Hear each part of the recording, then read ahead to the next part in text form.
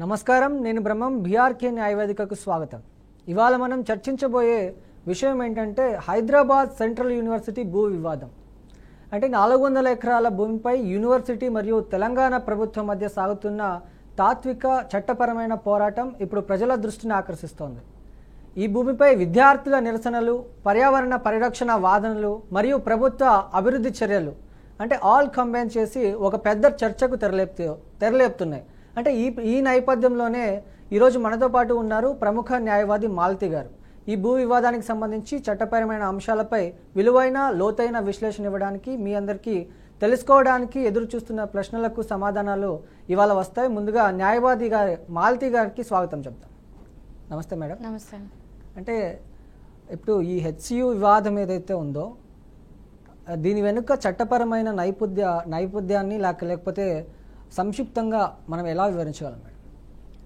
అంటే ఇప్పుడు ఈ హెచ్సియు యూనివర్సిటీలో అవుతున్న ఇది ఇప్పుడు ఈ మధ్యలో రీసెంట్గా ఇన్సిడెంట్ అనేది చాలా దేశవ్యాప్తంగా కాదు, ప్రపంచవ్యాప్తంగా కూడా అందరూ కూడా దీనివైపు చూస్తున్నారు.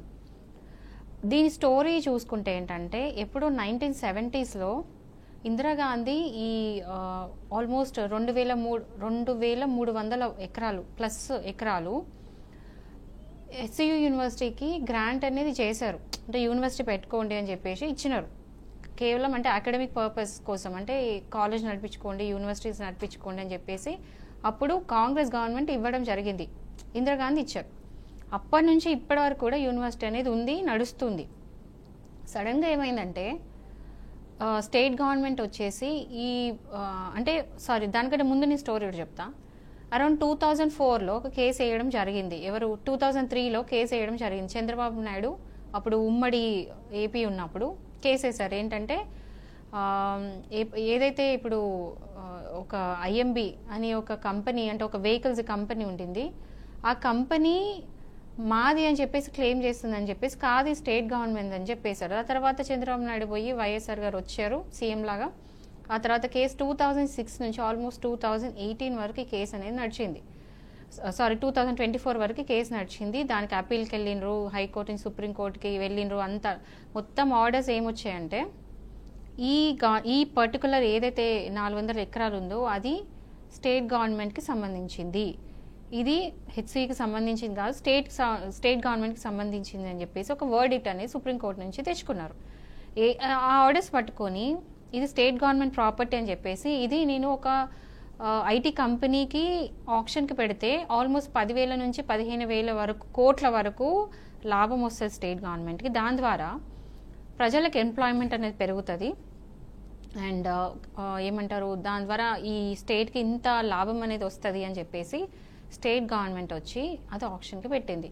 బట్ అక్కడ ఉన్న హెచ్సియు యూనివర్సిటీ స్టూడెంట్స్ ఎవరైతే ఉన్నారో అది మా యూనివర్సిటీ అనడమే కాకుండా అక్కడ ఫారెస్ట్ని, వైల్డ్ లైఫ్ని డిస్టర్బ్ చేయొద్దు అని చెప్పేసి అజిటేషన్ చేశారు. ప్రశాంతమైన అజిటేషన్ మాత్రమే చేశారు. దాని తర్వాత మనం టీవీలో చూస్తున్నాము, మీడియాలో చూస్తున్నాము, యూట్యూబ్లో చూస్తున్నాము, ప్రతి చోట చూస్తున్నాము వాళ్ళ మీద కొట్టడము అవంతా జరిగింది. ఎందుకంటే వాళ్ళు అజిటేట్ చేస్తున్నారు అని చెప్పేసి. అంటే ఇక్కడ 1975లో యూనివర్సిటీకి కేటాయించిన భూమికి ఈ 400 ఎకరాల భూమికి గల సంబంధం ఏంటి మేడం? ఒకటి ఏంటంటే 1975లో అదే చెప్తున్నా, ఈ హెచ్సియుకి, ఈ యూనివర్సిటీకి అకాడమిక్ పర్పస్కి, అంటే యూనివర్సిటీ పెట్టడానికి ఆ పర్పస్కి ఈ భూమి కేటాయించడం చేశాము అని చెప్పేసి ఒక నోటిఫికేషన్ అనేది వచ్చింది. 1975లో నోటిఫికేషన్ ఇవ్వడం జరిగింది. ఈ పర్టికులర్ ల్యాండ్ ఈ యూనివర్సిటీకి ఇవ్వాలి అని చెప్పేసి, యూనివర్సిటీ వాటి పర్పస్కి యూజ్ చేసుకోవాలని చెప్పేసి అనింది. బట్ ఏంటంటే మీన్ వైల్ వేరే ఒక ప్రైవేట్ కంపెనీస్ వచ్చి మాది అనడము, ఆ 2004 నుంచి 2024 వరకు కేసు నడవడం వల్ల, అంటే ఒక థర్డ్ పార్టీ ఇన్వాల్వ్ అయింది. వాళ్ళు వచ్చి మాది అనడం, మీ స్టేట్ గవర్నమెంట్ మాది అనడం, ఇద్దరు కొట్లాడుకోవడం వల్ల పేచీ అనేది పెరిగింది. బట్ దెన్ అక్కడ సుప్రీంకోర్టుకి వెళ్ళి స్టేట్ గవర్నమెంట్, ఇది స్టేట్ గవర్నమెంట్ అని, తెలంగాణ స్టేట్ గవర్నమెంట్ అంటే ఒకప్పుడు ఏపీ అని ఇప్పుడు తెలంగాణ స్టేట్ గవర్నమెంట్ సంబంధించిన ల్యాండ్ అని చెప్పేసి స్టేట్ గవర్నమెంట్ ఒక ఆర్డర్స్ అనేది తెచ్చుకుంది సుప్రీంకోర్టుని. అది పట్టుకొని రీసెంట్గా మార్చ్ 8 నుంచి ఆ చెట్లు కొట్టడము, ఆ డిఫారెస్టేషన్ అనేది స్టేట్ గవర్నమెంట్ స్టార్ట్ చేసింది. సో 1975కి సంబంధం ఏంటంటే అప్పుడు ఒక నోటిఫికేషన్ వచ్చింది ఇట్లా ఈ యూనివర్సిటీకి సంబంధించింది అని చెప్పేసి. బట్ దాని ప్రాపర్ డాక్యుమెంట్స్ అయితే లేవు. అంటే హైకోర్టు మరియు సుప్రీంకోర్టు రాష్ట్ర ప్రభుత్వానికి అనుకూలంగా తీర్పిచ్చిన సందర్భంలో ఈ తీర్పుల వెనుక ఉన్న చట్టపరమైన కారణాలు ఏంటి మేడం? ఇప్పుడు ఏంటి అంటే ఫస్ట్ థింగ్ హెచ్సియు అంటుంది. ఆ యూనివర్సిటీ వాళ్ళు ఏమంటున్నారంటే ఇది మాకు యూనివర్సిటీకి సంబంధించిన ల్యాండ్, ఇది దీనికి స్టేట్ గవర్నమెంట్కి సంబంధం లేదు, కంప్లీట్ యూనివర్సిటీ సంబంధం అంటున్నారు. బట్ దానికంటే ఎక్కువ కూడా వాళ్ళు ఏం అంటున్నారంటే యూనివర్సిటీ పక్క పెట్టండి, అవన్నీ పక్క పెట్టండి, ఇది మా యూనివర్సిటీ, మీరు ఇందులోకి రావద్దు, ఇందులో దూరొద్దు, మా ప్లేస్ నుంచి మమ్మల్ని వెళ్ళగొట్టద్దు కాకుండా ఫారెస్ట్ని ఖరాబ్ చేయొద్దు, అంటే ఆ చెట్లను కొట్టేయద్దు, వైల్డ్ లైఫ్ని డిస్టర్బ్ చేయొద్దు. ఈ 2 పాయింట్స్ స్టూడెంట్స్ మాట్లాడుతున్న విషయాలు. బట్ స్టేట్ గవర్నమెంట్ ఏమంటుందంటే ఒక నోటిఫికేషన్ కూడా వెళ్ళింది, అందులో ఏమనుందంటే క్లియర్గా ఈ ల్యాండ్ అనేది అంటే ఏదైతే ఆర్డర్స్ వచ్చినాయో దాని ప్రకారం ఒక నోటిఫికేషన్ వచ్చింది. ఆ నోటిఫికేషన్ ప్రకారం ఏంటంటే ఈ ల్యాండ్ అనేది అకాడమిక్ పర్పస్కి యూజ్ చేయొచ్చు, ఆల్సో టెక్నాలజీ పర్పస్కి యూజ్ చేయొచ్చు అని కూడా చెప్తుంది. బట్ ఏంటంటే ఇక్కడ డెవలప్మెంట్ వర్సెస్ ఎన్వైరన్మెంట్ ప్రొటెక్షన్ అనేది ఒకటి నడుస్తుంది. అంటే డెవలప్మెంట్ చేసుకోండి, డెవలప్మెంట్ వద్దంటలేం, కానీ development at the cost of forest, at the cost of wild life అనేది మాత్రం వద్దు అనేది స్టూడెంట్స్ చెప్తున్నారు. సో సుప్రీంకోర్టు ఏంటి సోమోటో తీసుకొని కేసు టేకప్ చేసుకొని జరుగుతుందంతా కూడా ఎంక్వైరీ చేయండి, ఎంక్వైరీ చేసి నాకు రికార్డ్ అనేది సబ్మిట్ చేయండి, ఆ కంప్లీట్ ఫైల్ ఇస్తే మేము ఏమైనా చేస్తామని చెప్పేసి మొన్న 3 days బ్యాక్ సుప్రీంకోర్టు ఆర్డర్ చేస్తే మన స్టేట్ సెక్రటరీ వెళ్ళి 3:30 లోపల ఏమన్నా రిపోర్ట్ అనేది సబ్మిట్ చేయాలని చెప్పాక రిపోర్ట్ సబ్మిట్ చేసిన తర్వాత ఇప్పుడు సోషల్ మీడియాలో కూడా మొత్తం రన్ అవుతున్న విజువల్స్ అన్నీ చూసి అండ్ ఆల్సో జనాలు ఇంతమంది ముందుకు వచ్చి పబ్లిక్ ముందుకు వచ్చేసి అగెయిన్స్ట్ ఉన్నారు అని చెప్పేసి ఇమ్మీడియట్గా జరుగుతున్న డిఫారెస్టేషన్ ఏవైతే పనులు జరుగుతున్నాయి హెచ్సియుల బుల్డోజర్స్ పెట్టి చెట్లు కొట్టియడం అవన్నీ కూడా ఆపేయండి అని చెప్పి సుప్రీంకోర్టు నుంచి ఆర్డర్స్ వచ్చినాయి. ఓకే, అండ్ దాంతోపాటు హైకోర్టులో కేసు నడుస్తుంది, నడుస్తుంది, పబ్లిక్ లిటిగేషన్ ఇంట్రెస్ట్ అనేది నడుస్తుంది. ఎందుకంటే పబ్లిక్ అందరు అగెన్స్ట్ ఉన్నారు. అంటే ఇప్పుడు అంటే దానికి పిటిషనర్స్ వేరే వాళ్ళు ఉన్నారు, అందులో హెచ్సి కూడా ఉంది. ఏంటంటే మా భూమి అని చెప్పడం, ఇంకో పిటిషనర్ వచ్చేసి వైల్డ్ లైఫ్ని ఫారెస్ట్ని ఖరాబ్ చేయకని చెప్పేసి వాళ్ళు పిటిషన్ వేయడం జరిగింది. సో అనేది ఏంటంటే అనేది ప్రతి ఒక్కరు పబ్లిక్ అందరు కలిసి ఒక లిటిగేషన్ ఉంటే కనుక వాళ్ళ ఇంట్రెస్ట్లో వేసేదనమాట. సో అనేది కూడా హైకోర్టులో నడుస్తుంది. అది ఈ రోజు April 7th రోజు ఈ రోజు యాక్చువల్లీ అది కోర్టులో నడిచింది అండ్ అది అడ్జర్న్మెంట్ అయింది. April 24th 27th అడ్జర్న్మెంట్ అయింది. అంటే ఇలాంటి భూ వివాదాల్లో ఆధారాలుగా ఏవేవి అవసరం ఉంటాయి? అంటే హెచ్సియు సరైన ఆధారాలు సమర్పించిందంటారా? హెచ్సియు మెయిన్ ఏంటంటే ఫస్ట్ డాక్యుమెంటరీ ప్రూఫ్ చూపించాలి. ఏంటంటే ఈ ల్యాండ్ హెచ్సియుదే అంటే ఇప్పుడు సపోజ్ అండి ఒక ల్యాండ్ ఉంది, ఒక ఇల్లు ఉంది, మనం ఏమంటాం ఇది నాదే అని చెప్తాం. నాదని చూపించడానికి మనం డాక్యుమెంట్స్ చూపించాలి, సేల్ డీడో ఏదో ఒకటి చూపించాలి. అట్లా హెచ్సియు డాక్యుమెంటరీ ప్రూఫ్ అనేది చూపించాలి ఫస్ట్ పాయింట్. ఆర్ మ్యూటేషన్ చూపించాలి, అంటే స్టేట్ గవర్నమెంట్ నుంచి హెచ్సియుకి మ్యూటేషన్ అయినట్టు రెవెన్యూ రికార్డ్స్ అనేది చూపించాలి. అది కాకుండా ఇంకేంటంటే ఇవి కాకుండా పొజిషన్, ఇప్పుడు హెచ్సియు ఎన్నో ఇయర్స్ నుంచి పొజిషన్లో ఉంది, హెచ్సియు అనేది అక్కడ స్థిరపడి ఉంది. అంటే పొజిషన్ మెయిన్గా ఒక ప్రాపర్టీ నాది అనిపించుకోవడానికి ఫస్ట్ థింగ్ డాక్యుమెంట్స్ ఉండాలి, అదర్వైజ్ పొజిషన్ ఉండాలి. పొజిషన్ అంటే అక్కడ కబ్జా ఉండాలి, అన్ని రోజుల నుంచి వాళ్ళు అందులో ఉండాలి. సో పొజిషన్ అనేది రికార్డ్స్ అనేది చూపించాలి. అంటే అక్కడ అది అంటే నేను ఇన్ని ఇయర్స్ నుంచి ఇన్ని ఇయర్స్ వరకు నేను పొజిషన్లో ఉన్నా అని చూపించాలి. అది కాకుండా డిమార్కేషన్స్ చూపించాలి, అంటే మ్యాప్లో క్లియర్గా చూపించాలి ఈ 400 acres అనేది హెచ్సియులో ఉంది, అంటే వాల్స్ రూపంలో ఫెన్సింగ్ రూపంలోనో ఇక్కడ నుంచి ఇక్కడ వరకు ఈ డిమార్కేషన్ చేసి ఈ 400 acres అనేది హెచ్సియుది అని చెప్పేసి హెచ్సియు ప్రూవ్ చేసుకోవాలి కోర్టులో. ఇవన్నీ ప్రూవ్ చేసుకుంటే కనుక హెచ్సియు వాళ్ళు ఖచ్చితంగా కేసు గెలుస్తారు. ఓకే, ఇక్కడ విద్యార్థులు మరియు పర్యావరణ కార్యకర్తలు ఎవరైతే ఉన్నారో ఈ భూమిని బయోడైవర్సిటీకి ముఖ్యమైన ప్రాంతంగా పేర్కొంటున్నారు. అంటే డిఫారెస్ట్గా గుర్తించడానికి చట్టపరమైన అడ్డంకులు ఏమిటి మేడం? చట్టపరంగా ఏంటి అంటే మన కాన్స్టిట్యూషన్ ఒకటి చెప్తుంది ఏంటంటే ఇప్పుడు ఎన్వైరన్మెంట్ అనేది ఖరాబ్ చేయొద్దు, ఎన్వైరన్మెంట్ని నాశనం చేయొద్దు. క్లైమేట్ చేంజెస్కి ఇప్పుడు మెయిన్గా ఇప్పుడు మనం ఎన్నో వింటున్నాం, గ్లోబల్ వార్మింగ్, పొల్యూషన్, ఎన్నో సమస్యలు. అంటే క్లైమేట్ చేంజెస్ వల్ల ఇప్పుడు మనకి ఒక ఓజోన్ లేయర్ ఉంటుంది, ఆ ఓజోన్ లేయర్ అనేది కరిగిపోతుంది డే బై డే. ఎందుకు? పొల్యూషన్ వల్ల హీట్ అనేది భూమి మీద పెరిగిపోతుంది. అది కాకుండా మనిషికి మెయిన్గా ఉండాల్సింది ఆక్సిజన్. ఇవన్నీ కూడా డే బై డే కలుషితం అయిపోతుంది, పొల్యూట్ అయిపోతుంది. ఇప్పుడు మనం ఢిల్లీ ఒక ఎగ్జాంపుల్ తీసుకోవచ్చు. ఢిల్లీలో అసలు polluted air, completely literally mask వేసుకొని తిరగాల్సిన పరిస్థితి, ఎయిర్ ప్యూరిఫైయర్స్ ప్రతి ఒక్క రూమ్లో పెట్టుకోవాల్సిన పరిస్థితి. చలికాలం వస్తేనైతే అసలు బయట కనబడదు. సో అదంతా కారణం ఏంటి? పొల్యూషన్, ఆక్సిజన్ లేకపోవడం వల్ల.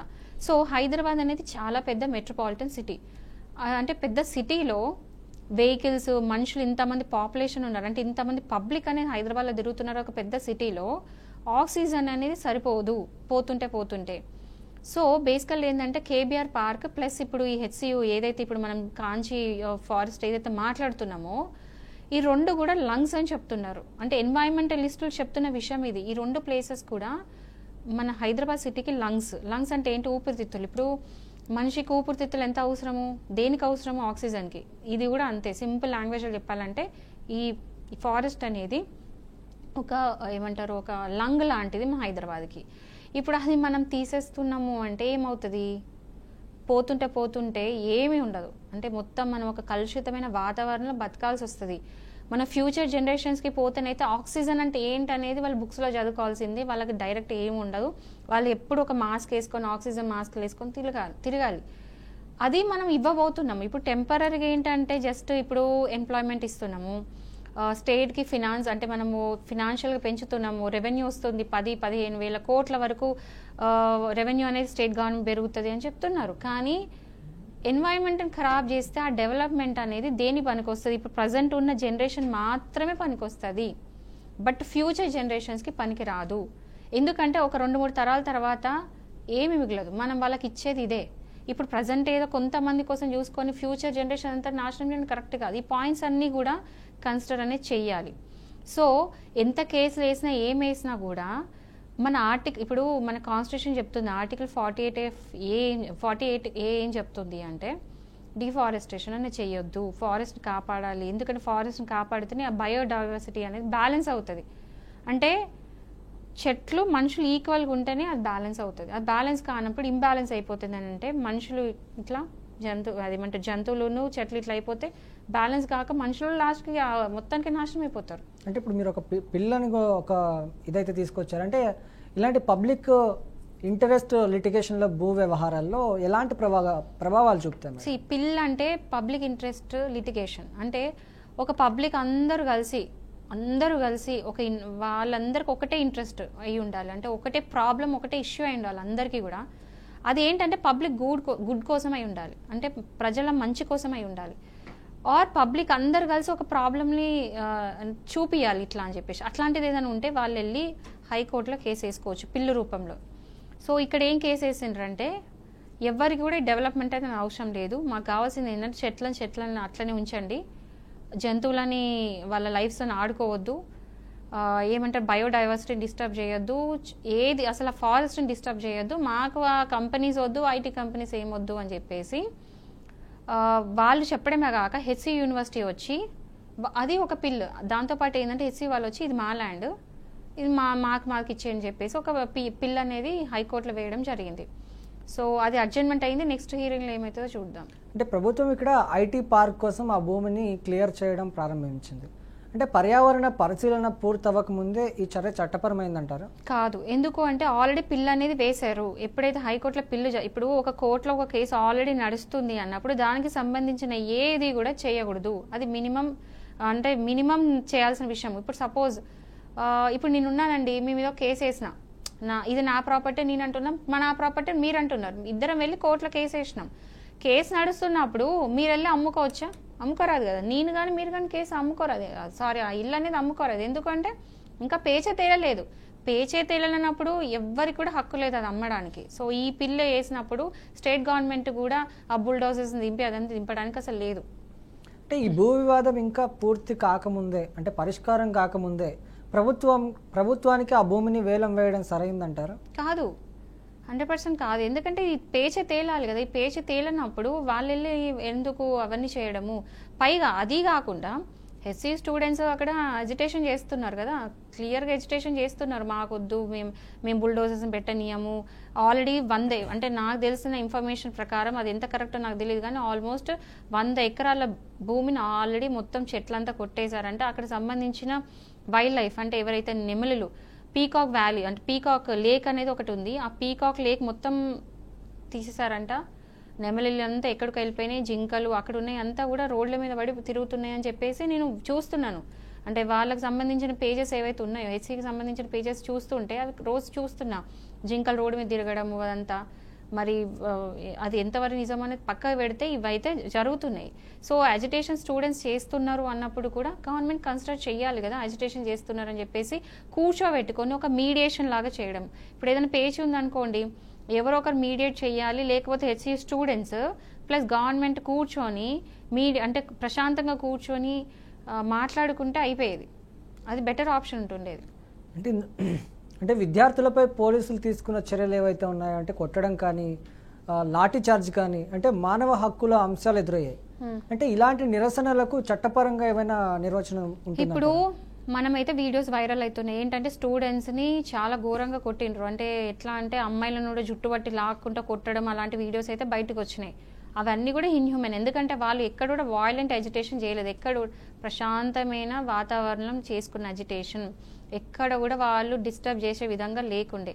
అట్లా అంత ప్రశాంతంగా చేస్తుంటే కూడా వీళ్ళు వెళ్ళి లాగి అట్లా కొట్టడం, అది కూడా స్టూడెంట్స్ని కొట్టడం అయితే హ్యూమన్ రైట్స్ వయోలేట్ చేసినట్టే. ఎందుకంటే వాళ్ళు అక్కడ ప్రశాంతంగా చేస్తున్నారు, వాళ్ళు వచ్చి ఏం చేయట్లేదు. ఒకవేళ బుల్డోజర్స్ అడ్డుకున్నారు, లేకపోతే బుల్డోజర్స్ అడ్డుకున్నారు, కానీ బుల్డోజర్స్ అడ్డుకున్న వాళ్ళని వెళ్ళి వాళ్ళు కొట్టలేదు కదా, వాళ్ళు జస్ట్ వచ్చి నించున్నారు, సైలెంట్గా చేసుకుంటున్న ఎజిటేషన్ అది.